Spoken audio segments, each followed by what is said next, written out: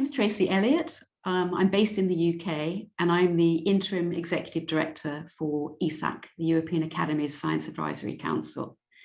My responsibility this calendar year is to oversee the smooth transition of the EASAC Secretariat from one host academy to another, and to build on the excellent work of colleagues at the Leopoldina, Germany's National Science Academy, who have hosted EASAC over the last 10, 11 years.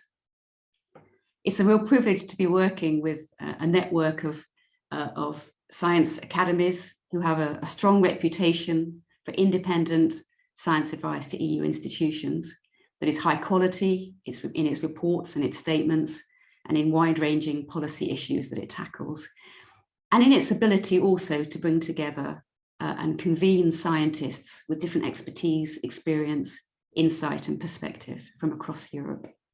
I mean, ultimately, this is about ensuring that we have a smooth transition, we have business continuity over the course of the year from the one host academy to another.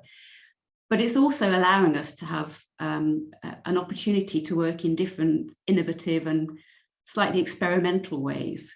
So this year we are working with colleagues in the academies of Austria, Bulgaria, Hungary, Norway and Germany, who are leading on different functions for EASAC, so on finances, publishing, program development, contracts and communications. But I have three personal objectives for this year as well.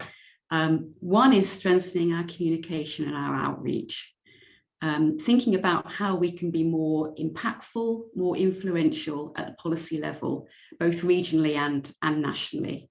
We produce lots of very good, high quality, in-depth reports, but report production in itself is not enough.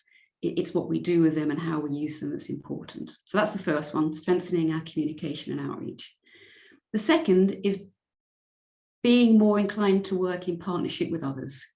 So with the EU institutions, the EU Parliament, the Joint Research Centre, other regional academy networks, working with them and paving the way for reintegrating EASAC back into SAPIR. And we can do this by continuing to retain our independence, but also being part of a community and a collective effort to strengthen evidence-informed policymaking on the continent. And then thirdly, nurturing ambassadors and advocates for EASAC. So how do we better deploy the strengths of our academies and our academicians more fully? How do we use the scientists that we have sitting on our steering panels, on our working groups?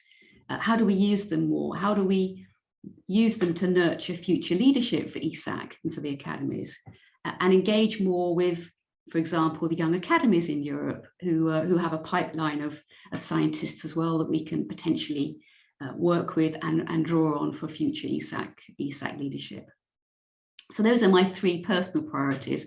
And I suppose, if I might be indulged, there's a fourth, and that would be working with our president, Professor Wim van Salos, on how we improve aspects of EASAC's governance and its processes so that it's more resilient, more impactful, that word again, and a more agile network that's fit for the 21st century.